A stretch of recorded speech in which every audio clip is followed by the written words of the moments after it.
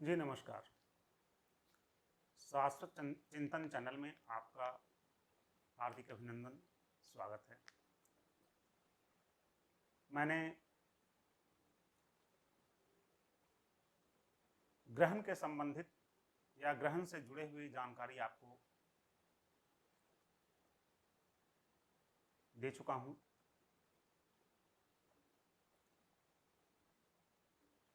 अब मैं आपको बतलाने जा रहा हूं एक बहुत ही महत्वपूर्ण बातें। ग्रहण काल में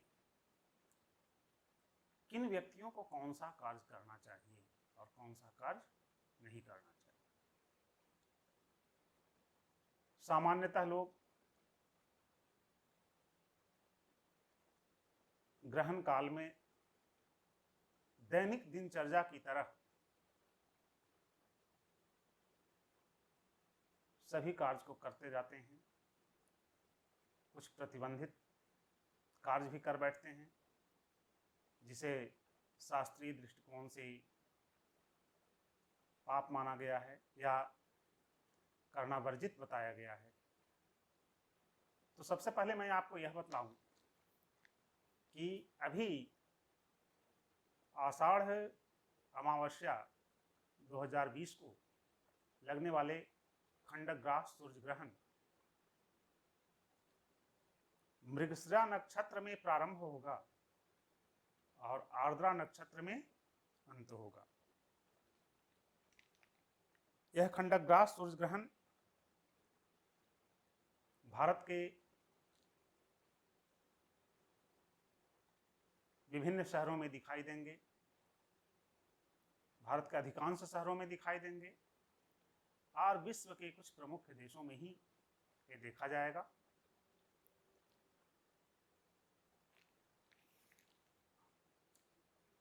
इस समय मेष, सिंह,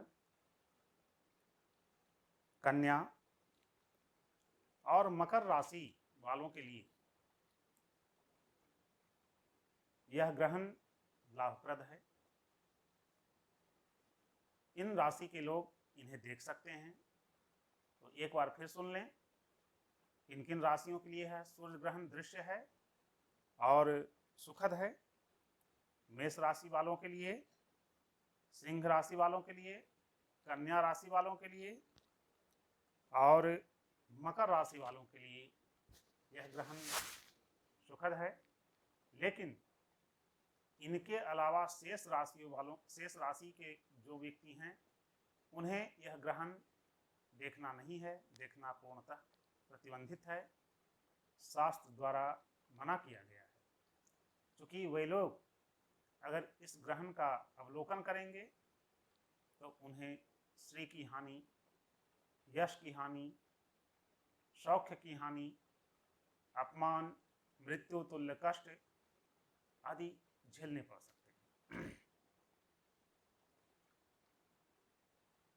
खासकर विशेष सावधानी गर्भवती महिलाओं द्वारा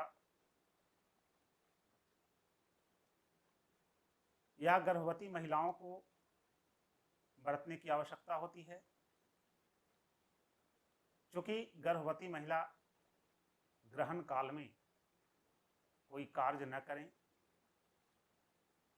हाथ पैर मोड़कर न बैठें, पैर को फैलाकर, हाथ को फैलाकर भगवत नाम संकीर्तन करते रहें। ऐसे इसका कोई वैज्ञानिक पक्ष नहीं है कि ग्रहण काल में हाथ पैर मोड़ने से बच्चे विकलांग होते हैं, लेकिन आध्यात्मिक पक्ष है, धार्मिक पक्ष है और ऐसे अनेक उदाहरण देखे गए हैं कि ग्रहण काल में गर्भवती माता द्वारा की गए नियम का व्यतिक्रम बच्चों को आजीवन झेलना पड़ता है। लेकिन इसका कोई वैज्ञानिक पक्ष नहीं है, मैं नहीं मानता हूं। लेकिन फिर भी लोक संस्कृति का अवलोकन करना, लोक संस्कृति की मान्यता का सम्मान करना मेरा धर्म है। ग्रहण काल में इष्ट मंत्र का जप, गुरु मंत्र का जप या परमात्मा के किसी भी मंत्र का जप, भगवान नाम कीर्तन करना चाहिए। हाँ, एक चीज मैं बता दूं जो विशेष ध्यान देने की बात है। ग्रहण काल में भूल से ग्रह मंत्र का जप वर्जित है। ऐसा ना हो कि आप राहु ग्रह के प्रभाव से पीड़ित हैं तो आप सोचें कि मैं राहु मंत्र का जप करना प्रारंभ कर दूं। अगर आप राहु मंत्र का जप प्रारंभ करेंगे तो इससे धर्म की हानि होगी।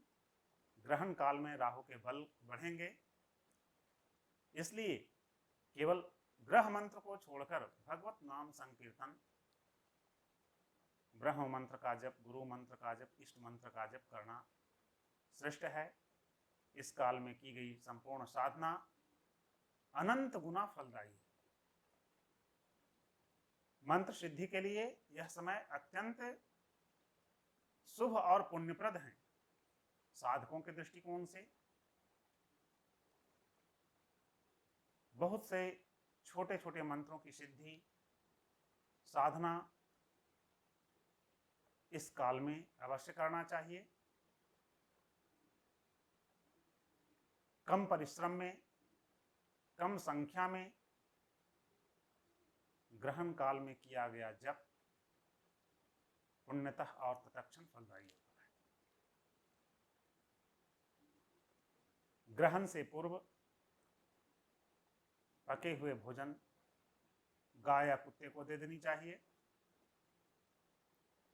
साथ ही ग्रहण के बाद स्नान से निवृत्त होकर, शुद्ध होकर, ग्रहण के निमित्त कुछ दान करके फिर शुद्ध भोजन बनाकर ग्रहण करना चाहिए।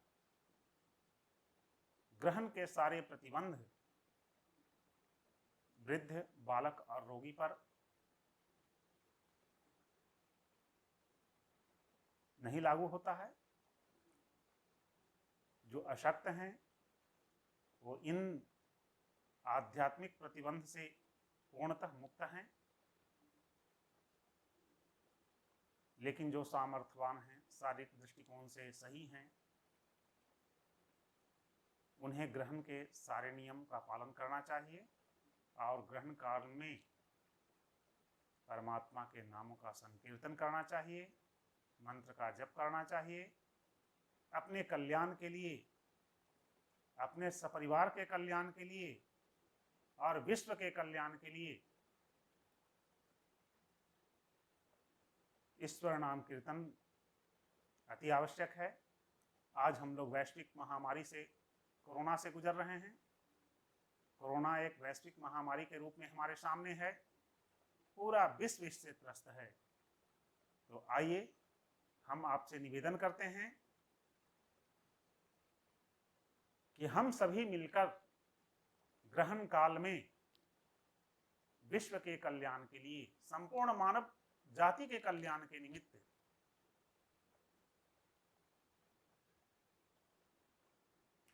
अनंत कोटि पुण्यप्रद इस समय का सदुपयोग करें और परमात्मा से प्रार्थना करें कि आज हम मानव पर जो संकट के बादल मंडरा रहे हैं, संकट से जो हम ग्रसित हो रहे हैं, इससे मुक्ति के लिए हम परमात्मा से प्रार्थना करें, परमात्मा हम सभी मानवों का कल्याण करें। तो मैं समझता हूं कि मेरे निवेदन पर आप लोग सहानुभूति पूर्वक विचार करेंगे और इस महामारी से मुक्ति के लिए, विश्व के कल्याण के लिए, संपूर्ण मानव जाति के कल्याण के लिए हम लोग सामूहिक ईश्वर से प्रार्थना करें ग्रहण काल में। क्योंकि यह समय, इस ग्रहण काल में किया गया कोई भी धार्मिक कृत्य, कोई भी अनुष्ठान, कोई भी साधना, कोई भी मंत्र जप अनंत गुना फलदायी है। तो आए हम सब साथ मिलकर परमात्मा से प्रार्थना करें। सर्वे भवन्तु सुखिनः, सर्वे सन्तु निरामया, सर्वे भद्राणि पश्यन्ति मां कश्चित् दुःख